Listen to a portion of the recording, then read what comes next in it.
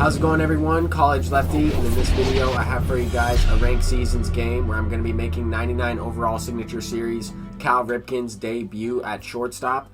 I did have a couple packs, including a Twitch drop pack from the SDS live stream, I'm pretty sure, and just going to go ahead and open up some of these. Every now and then I check my inventory to see if I have a couple packs available, but let's go ahead and get right into this gameplay. This is the team that we're going to be rocking with in this video.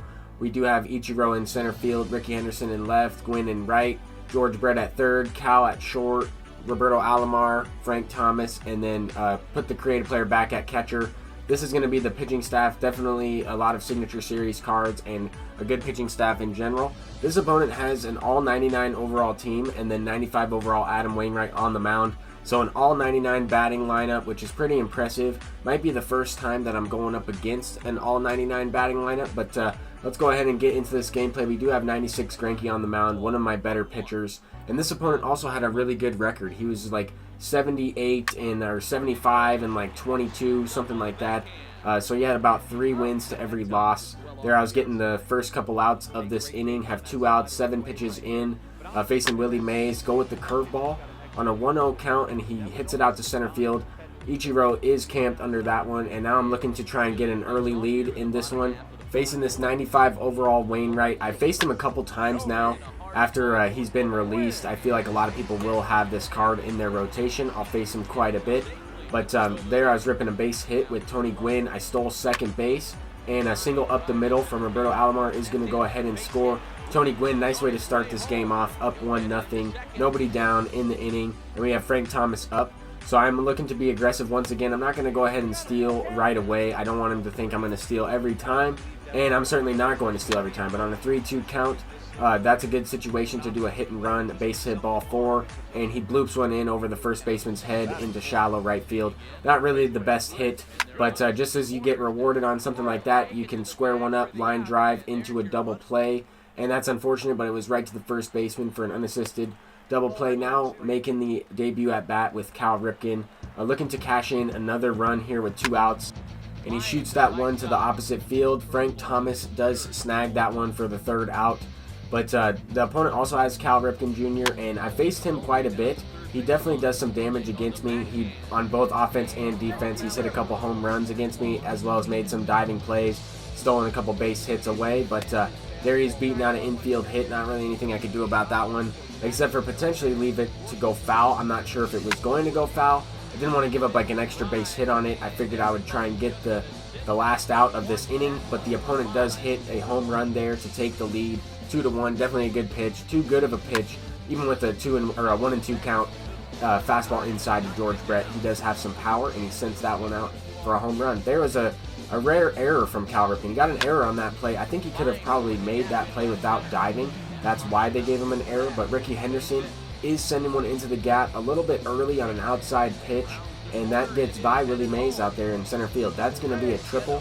Definitely a crucial error for the opponent right there, as I probably would have been on 1st and 2nd after that base hit from Ricky Henderson. I don't think he would have been able to advance. I don't think Pablo Sanchez would have been able to get to 3rd base with 56 speed, with Willie Mays throwing that ball in.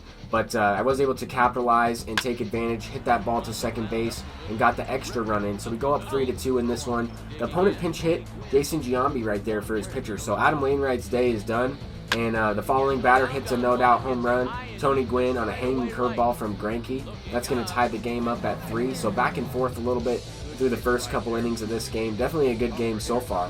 And the opponent went with the 99 overall Kenley Jansen out of the bullpen in the 3rd inning. So I was definitely struggling to hit this card.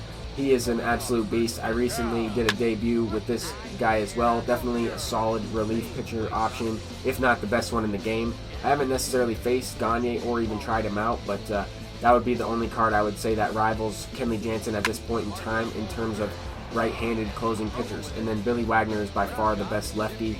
I am going to be looking to use Billy Wagner in this game because some of my other guys in the bullpen were tired. Like that Kenley Jansen, I used him for a couple innings, or at least a full inning in the last gameplay. So I had to rest a couple of these dudes, and I'll have to go to Bruce Sutter, Dennis Eckersley, and Billy Wagner for the most part. That's why that's why I haven't taken out Greinke in this game yet, because I knew that the opponent was able to hit. He definitely had a good record. This was going to be a tough game. And now that we're in the 5th, I thought it was a good situation to take him out and bring in Lou Brock off the bench, facing Kenley Jansen, who's starting to get tired. I'm trying to get something going in the 5th inning here. I got a pitch below the zone with Tony Gwynn, and that has everything to do with his stamina being in the gold range. That pitch was below the zone. I went down and got it. I don't know how that's good okay for a hit, but it was a base knock. And then following pitch to Roberto Alomar is sent into the gap.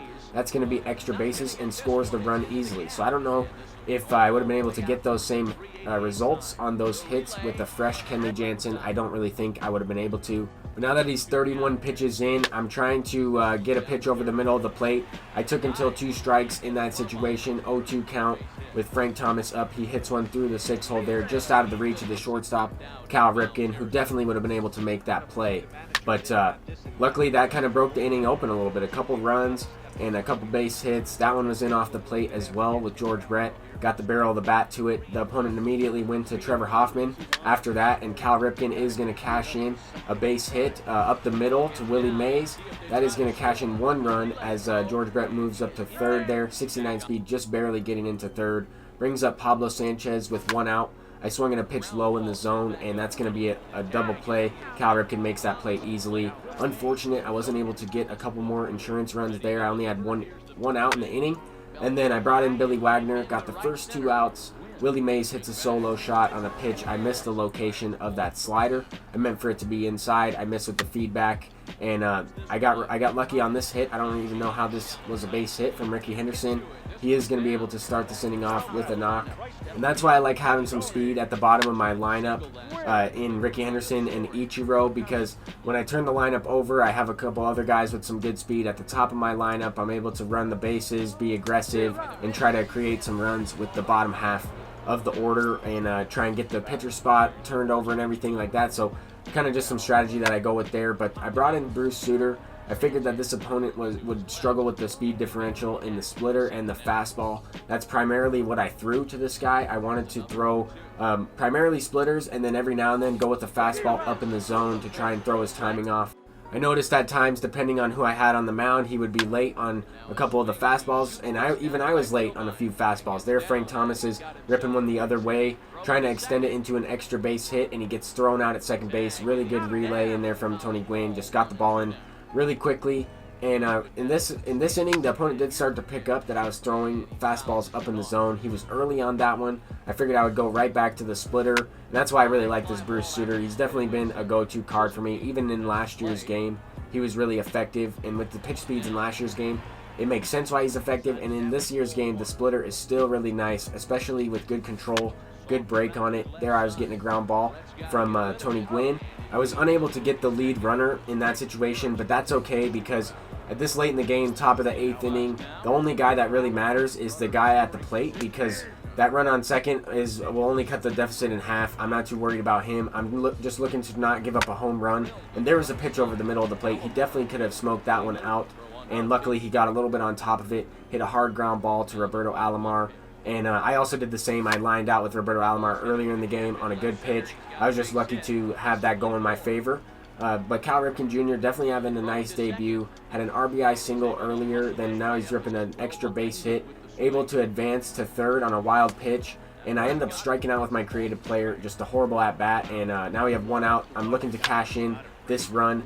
And I didn't hit this ball all that far, but Willie Mays is going to be camped under it. Didn't get the running animation to get the crow hop and throw it home, so I am looking to tag up. Cal Ripken is safe at the plate. That's a huge insurance run going into the 9th inning. Anytime you can go up by 3 runs rather than 2, it just plays a big factor. I mean, as you can see here, he would have had the tying run at the plate after that leadoff base hit from Willie Mays. I had to go through the heart of his lineup in this inning, and I had to go to Dennis Eckersley as well, because Bruce Sutter started to get tired. I left him out there for 2 innings because I didn't really have any other options to go to in my bullpen. I mean, Kenley Jansen had about half of his energy.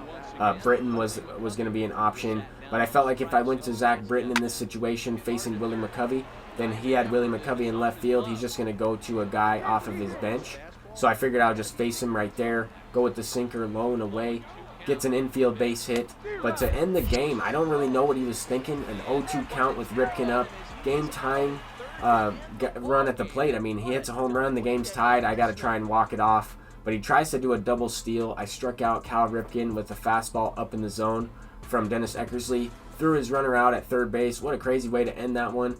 But really a good game all around. A lot of hits for both sides. I felt like it could have been anybody's ball game.